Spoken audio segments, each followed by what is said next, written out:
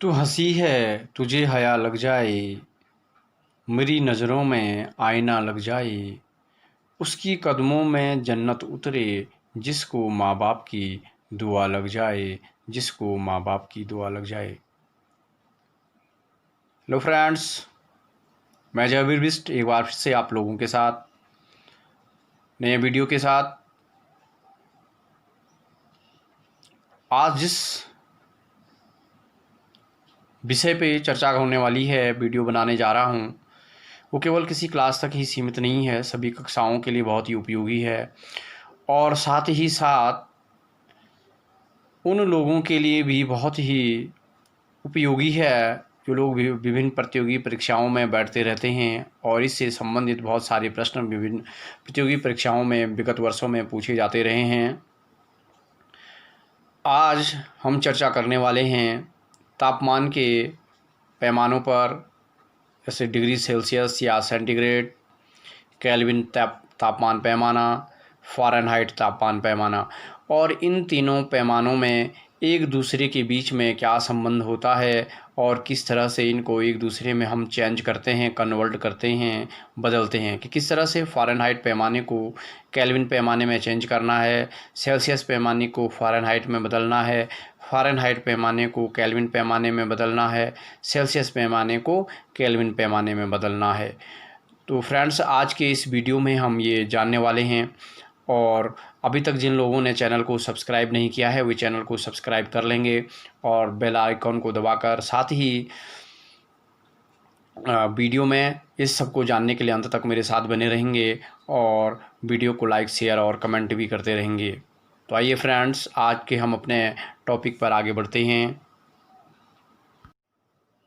Hello friends, आज हमारा topic है जिस पर हम चर्चा करने वाले हैं और जानने वाले हैं वो है तापमान के विभिन्न पैमाने, जो प्रचलित पैमाने हैं और काफ़ी लोकप्रिय भी हैं।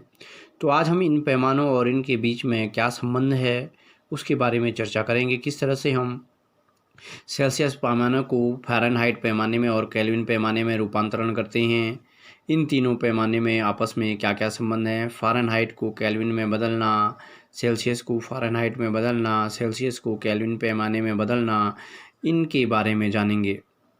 तो ये हमारे पास तापमान का जो पहला पैमाना है वो है हमारे पास सेल्सियस या सेंटीग्रेड पैमाना, सेल्सियस या सेंटीग्रेड पैमाना।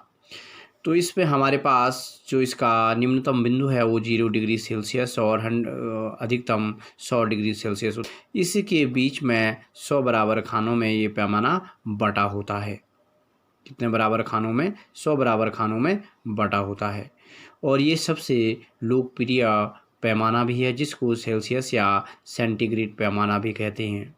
तो जैसे ये 0 डिग्री सेल्सियस से 100 डिग्री सेल्सियस के बीच ये पैमाना होता है, और 0 डिग्री सेल्सियस इसमें पानी का जमाव बिंदु है जिसे हम बर्फ़ कहते हैं, बर्फ़ के रूप में परिवर्तित होता है, और 100 डिग्री सेल्सियस का क्वथनांक है जिसके बाद ये किसमें बदलने लग जाता है? वाष्प में बदलने लग जाता है, पूर्ण रूप से बदल जाता है। और इस पैमाने के बीच में 100 बराबर खाने होते हैं। दूसरा हमारे पास है फ़ारेनहाइट पैमाना। फ़ारेनहाइट पैमाना जो हमारा 32 डिग्री फ़ारेनहाइट से शुरू होता है और 312 डिग्री फ़ारेनहाइट तक होता है। इस पैमाने में बीच में 180 बराबर खानों में बटा होता है, यानी 132 से और 312 के बीच में जो खाने हैं वो कितने हैं? 180 खाने हैं। 180 बराबर खानों में ये बटा होता है। और जो हमारे पुरातन थर्मामीटर होते हैं जिनसे बुखार मापा जाता है वो हमारे अधिकांशतः फ़ारेनहाइट पैमाने में ही होते हैं। जब तापमान 98.6 डिग्री फ़ारेनहाइट से अगर अधिक निकलता है तो तब कहते हैं कि इस व्यक्ति को बुखार है, ज्वर है। ठीक है, बुखार आने का जो बुखार का पता करते हैं वो पुरातन उसमें फ़ारेनहाइट पैमाने के द्वारा ही किया जाता है। इसी के आधार पर करते हैं, फ़ारेनहाइट पैमाने के आधार पर। इसमें भी जो 32 डिग्री फ़ारेनहाइट है ये जल का जमाव बिंदु है, और 212 डिग्री फ़ारेनहाइट भी जल का क्वथनांक है। जैसे इसमें 0 डिग्री और 100 डिग्री सेल्सियस था, इसमें 32 डिग्री और 212 डिग्री फ़ारेनहाइट है। इनको F लिखते हैं और इसको C लिखते हैं, सेल्सियस या सेंटीग्रेड पैमाना। और बुखार मापने के लिए इसी पैमाने का जो है पुरातन में प्रयोग किया जाता था। कौन सा? फ़ारेनहाइट पैमाने का। उसके बाद अगला जो पैमाना हमारे पास है वो केल्विन पैमाना है। कौन सा पैमाना है? केल्विन पैमाना। सामान्यतः इस पैमाने की अगर हम बात करें तो 273 डिग्री केल्विन से और वो 273 केल्विन से, इसमें डिग्री का प्रयोग नहीं होता है, सॉरी, 273 केल्विन से 373 केल्विन इसका जो है तापमान होता है। 273 केल्विन इसका वही पानी का जमाव बिंदु है, यानी बर्फ रूप में पानी आ जाता है 273 केल्विन पे, और 373 केल्विन इसका क्वथनांक होता है। ये भी 100 बराबर खानों में बटा होता है। केल्विन पैमाना भी 100 बराबर खानों में बटा होता है।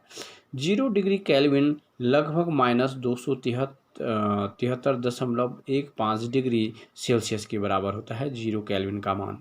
अगर 0 केल्विन पैमाने को 0 तक ले जाएं तो 0 केल्विन का मान किस में चले जाता है? -273.15 डिग्री सेल्सियस हो जाता है। अब हम आगे बात करते हैं सेल्सियस और फ़ारेनहाइट पैमाने में संबंध, कि इन दोनों के बीच क्या संबंध है, किस तरह से हम डिग्री सेल्सियस को फ़ारेनहाइट पैमाने में बदलते हैं और फ़ारेनहाइट पैमाने को डिग्री सेल्सियस पैमाने में बदलते हैं।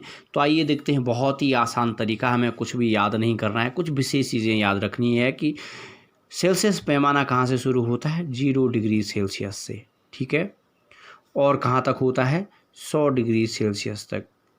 कितने बराबर खाने हैं? तो हैं 100 बराबर खानों में इसका रूपांतरण होता है, ठीक है, इसके बीच में 100 बराबर खाने होते हैं।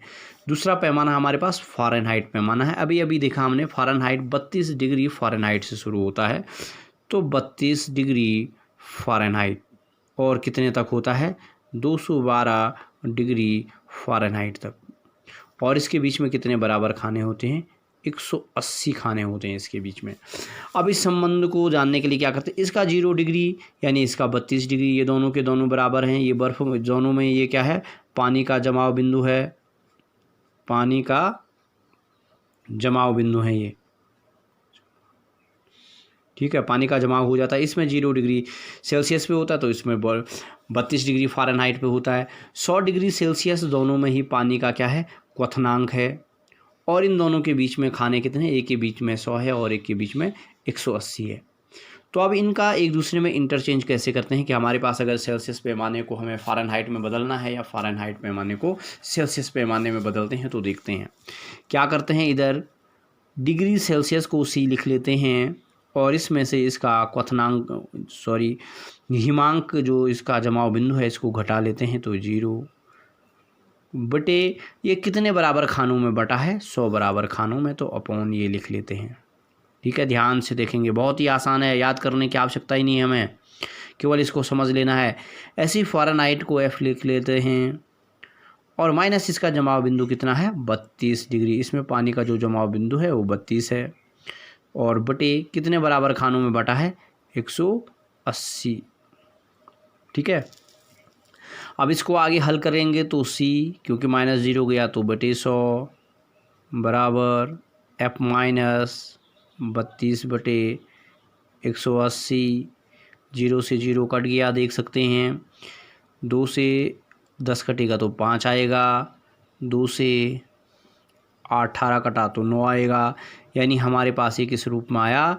इसको अगर ध्यान से देंगे तो हमारे पास इसका रूप हो गया C बटे 5 बराबर F माइनस 32 बटे 9।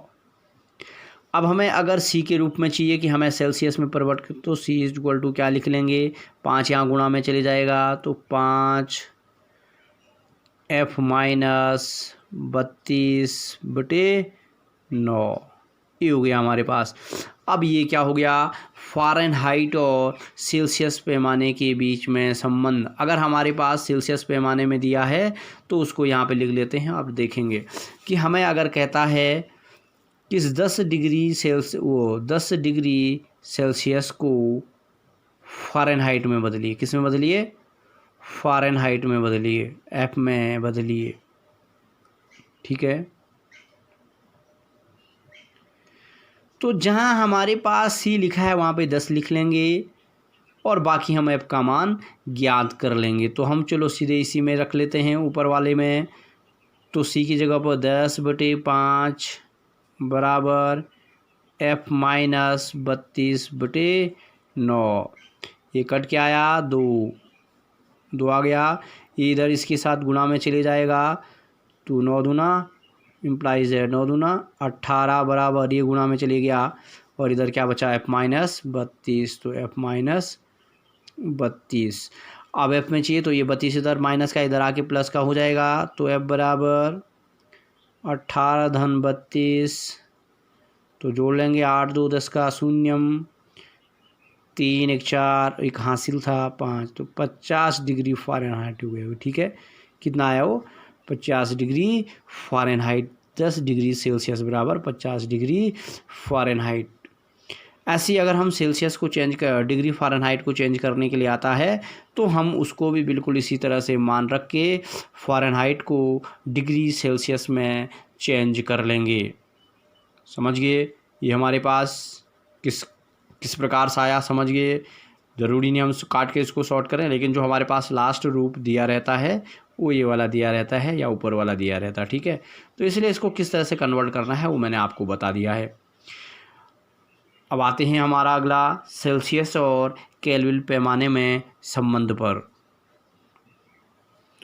अब बात करते हैं हम सेल्सियस और केल्विन पैमाने में संबंध की। सेल्सियस और केल्विन पैमाने में आखिर क्या संबंध होता है और किस प्रकार से इसको ज्ञान करते हैं, तो फिर उसी प्रकार से हमें लिखना है, याद रख लेना है कि जो सेल्सियस पैमाना होता है वो 0 डिग्री से शुरू होता है और कितने तक होता है 100 डिग्री सेल्सियस का क्वथनांक होता है और इसके बीच में 100 बराबर खाने होते हैं।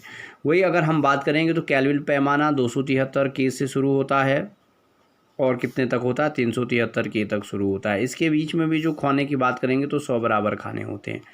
फिर वही जिस तरह से अभी हमने फ़ारेनहाइट और सेल्सियस पैमाने में किया संबंध ज्ञान किया, बिल्कुल इसको भी इसी तरह से कर लेंगे कि C-0 यानी सी में से उसका हिमांक घटा देना है बटे कितने बराबर खाने हैं 100 बराबर खाने, बराबर K माइनस इसका कितना है 273, तो 273 बटे कितने बराबर खानों में परिवर्तित है 100 बराबर खाने, तो 100 बराबर खाने लिख लिए। वही 100 से 100 कट गया तो ऊपर क्या बचा C बराबर K माइनस 273।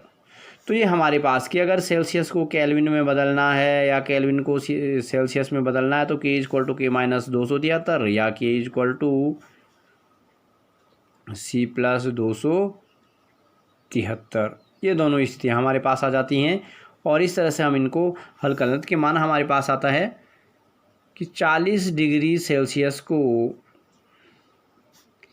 केल्विन में परिवर्तित कीजिए। ठीक है, किस में करना है केल्विन में परिवर्तित कीजिए, केल्विन में बदलिए।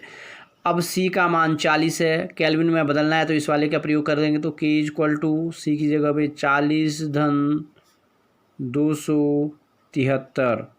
ठीक है, तो ये 3 का 3 और 7 4 11 और 2 1 3, तो कितना आया 313 डिग्री नहीं सॉरी केल्विन में बदला तो 213 K हो गया। ये समझ गए, इस तरह से हम बदल लेते हैं। या हमारे पास आता है केल्विन में, अब केल्विन है माना हमारे पास है कि 275 केल्विन को डिग्री सेल्सियस में बदलिए। कितने को बदलना है 275 केल्विन को, तो इस वाले फॉर्मूले का प्रयोग कर लेंगे। C इक्वल टू K का मान 275 और माइनस 273 बराबर 75, ये 275 है 273 है, तो 5 में से 3 गया 2, यानी कितना बचा 2 डिग्री सेल्सियस, तो ये आ जाएगा। समझ गए, अगर हमें 275 केल्विन को डिग्री सेल्सियस में बदलना है तो 2 डिग्री सेल्सियस आया। वहीं हमने 40 डिग्री सेल्सियस को केल्विन में बदलना तो 313 केल्विन आया। तो इस तरह से हम इन प्रश्नों को क्या कर लेते हैं हल करते हैं और इनके बीच में संबंध का हमें पता चल जाता है। ठीक है, तो ये मैं केवल आपको यहीं पे नहीं बता रहा हूँ, ये विभिन्न प्रतियोगी परीक्षाओं में आज तक पूछा जाता रहा है। और अगला जो संबंध है हमारे पास वो है फ़ारेनहाइट और केल्विन पैमाने के बीच में संबंध कैसे पता चलता है। अब आप देखेंगे फ़ारेनहाइट और केल्विन पैमाने में संबंध कि किस तरह से हम फ़ारेनहाइट और केल्विन पैमाने में संबंध को ज्ञात करते हैं। तो सबसे पहले फ़ारेनहाइट का जमाव बिंदु कितना होता है 32 डिग्री फ़ारेनहाइट और क्वथनांक 212 डिग्री फ़ारेनहाइट। बीच में कितने बराबर खाने होते हैं 180। इसी तरह से केल्विन पैमाने की बात करेंगे, जमाव बिंदु 273 केल्विन और इसका क्वथनांक पानी का इसमें 373 केल्विन, पानी का जो क्वथनांक होता है। और इसके बीच बराबर खानों की बात करते हैं तो 100 बराबर खाने होते हैं। जिस तरह से हमने इससे पहले तक के उनको किया है इसी तरह से करेंगे तो F-32, तो ये हो जाएगा F-32 बटे कितने बराबर खाने हैं 180 बराबर K माइनस कितना है इसका 273, तो K माइनस 273 बटे कितने बराबर खाने हैं बीच में 100। इससे ये कट जाएगा, ये 2 से कटा 5 आया, ये कटा 9 आया। यानी हमारे पास जो संबंध बना वो बना F-32 बटे 9 बराबर K माइनस 273 बटे 5। तो ये हमारा फ़ारेनहाइट और केल्विन पैमाने के बीच में संबंध आ गया। अगर चेंज करने के लिए आता है फ़ारेनहाइट का केल्विन में, तो इस संबंध के द्वारा हम इसको क्या कर सकते हैं ज्ञात कर सकते हैं और एक दूसरे में इंटरचेंज कर सकते हैं। तो अगर आपको मेरा यह वीडियो पसंद आया, अच्छा लगा और आपको लगता है कि आपको इस वीडियो से कुछ जानकारी प्राप्त हुई है, तो आप इस वीडियो को लाइक, शेयर और कमेंट अवश्य करें। वीडियो में लास्ट तक मेरे साथ बने रहने के लिए बहुत बहुत धन्यवाद।